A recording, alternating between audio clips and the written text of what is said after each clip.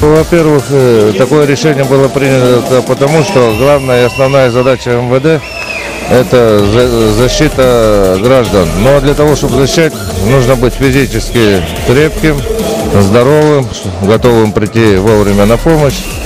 И второе, и может быть даже это самое основное, это любой вид спорта, он сплачивает коллектив, организует коллектив. И мы самое многочисленное ведомство на сегодняшний день. И кому, как не нам, продвигать национальные виды спорта, такие как борьба Хапсагай.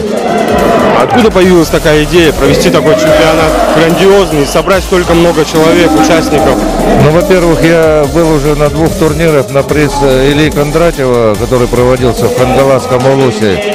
Мне очень понравился этот вид спорта. Мы, конечно, могли бы провести это у себя в спортивном зале «Динамо», свой чемпионат. Но решение это было принято только лишь потому, чтобы была возможность у большего количества жителей прийти и посмотреть на эти соревнования.